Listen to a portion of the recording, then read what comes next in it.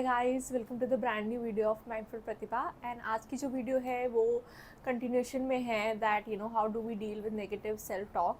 सो आज का जो वीडियो है उस टॉपिक में मैं ये बताना चाहूँगी that how do we help others who are going through negative self talk और दोज हु आर डिप्रेस्ड।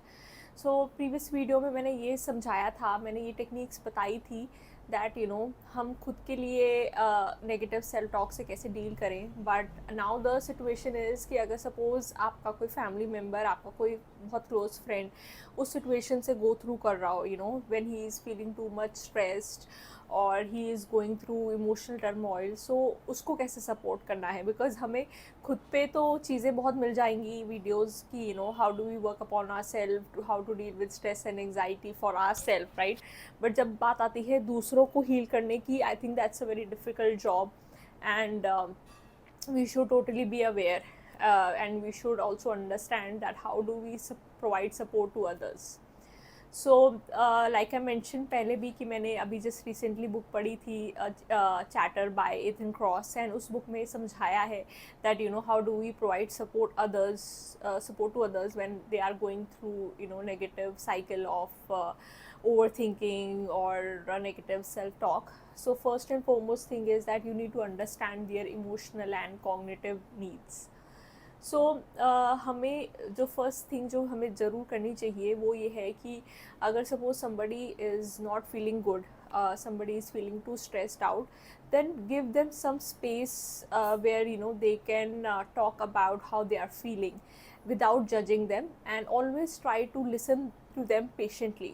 आपने देखा होगा कि जो लोग बहुत गुड लिसनर्स होते हैं वो दूसरों को बहुत अच्छा सपोर्ट प्रोवाइड करते हैं. सो when the other person is having so much of stress, it's always best to listen to them patiently without passing any judgment. So first and all, जब आप उनको सुनेंगे, then you will understand their emotional and cognitive needs. And cognitive needs का मतलब ये है कि कुछ पर्सन लाइफ में बहुत ज़्यादा कंफ्यूज रहते हैं, उन्हें समझ नहीं आ रहा होता है कि हाँ इस सिचुएशन को कैसे डील करें, and they are seeking out solution. So अगर वो कोई इसी प्रॉब्लम से गो थ्रू कर रहे हैं, if they are looking out for solution, then आप उनको ट्राई कर सकते हैं एडवाइस देने का. It's up to them whether they want to follow it और नॉट, राइट. आपको ये ज़रूर एक्सपेक्ट नहीं करना है कि हाँ जो मैं उनको एडवाइस दे रही हूँ वो उसको 100% फॉलो करेंगे, because ultimately they will do what they feel is right for them. So definitely I would say कि understand their emotional and cognitive needs. Second thing which I would like to say is that provide invisible support.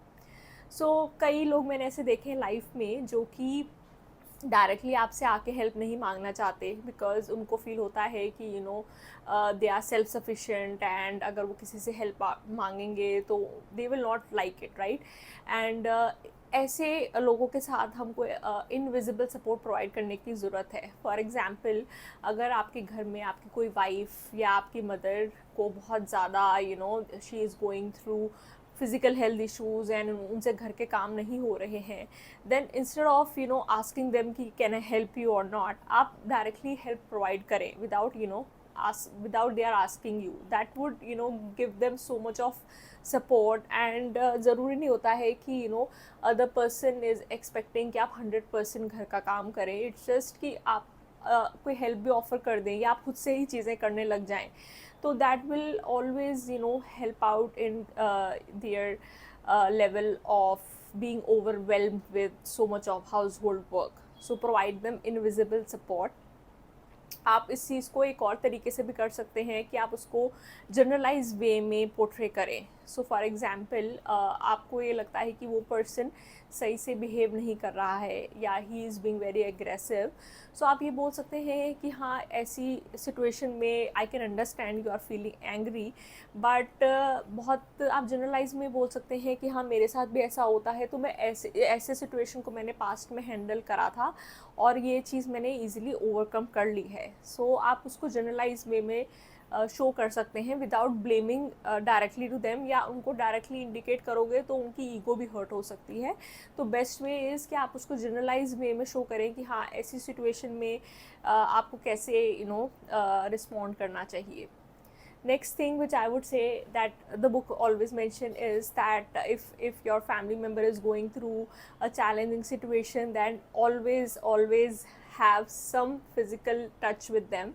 By physical touch, what I mean is that you can give them hug, you can always be around them, because what happens is that जब हम किसी को hug करते हैं या किसी को just if we just provide them a firm handshake as well, तो हमारी को एक सपोर्ट फील होता है, right. So it's very important कि आप अपने फैमिली मेम्बर्स के साथ इतना कंफर्टेबल हों that you feel so good when you hug them, or you feel such kind of love for them. So I would say definitely you should respectfully होनी चाहिए obviously ये चीज़. It should not be that अगर person बहुत गुस्से में है तो आपको उसको ज़बरदस्ती जाके hug कर लो. No, that's not what I meant to say. What I meant to say is कि if somebody is crying out, right, or somebody is going through emotional turmoil, then a simple hug could make them feel better, right. Next thing which I would like to mention here is in order to support others is that you be their placebo. So be their placebo का मतलब ये है कि कई बार क्या होता है कि हमारे घर में हमसे भी ज़्यादा कोई इमोशनली वीक होता है, एंड हमको ये फील होता है कि हाँ मैं खुद इतनी वीक हूँ तो मैं दूसरों को कैसे संभालूंगी. बट आपको देखना पड़ता है सिचुएशन में कि कौन सा बंदा कितना वीक है एंड किसको कितनी ज़्यादा सपोर्ट की ज़रूरत है. एट दैट टाइम आपको एक कैटलिस्ट की तरह काम करना है. आपको अपना भी ख्याल रखना है और दूसरे पर्सन का भी ख्याल रखना है. दिस इज़ इम्पॉर्टेंट बिकॉज अगर आप खुद का नहीं ख्याल रखेंगे एंड यू विल एक्सपेक्ट कि मैं दूसरे की हेल्प करूँ, that's not going to help, because आप खुद इमोशनली ड्रेन हो जाएंगे. So in that situation you have to decide कि आप पहले अपना ख्याल कैसे रखेंगे. पहले अपने आप को आप काम डाउन करिए और फिर आप दूसरों को हेल्प आउट कर सकते हैं. So yeah, these were the points which were mentioned in that book. So let me know how did you find this video. Do like and subscribe. Bye bye.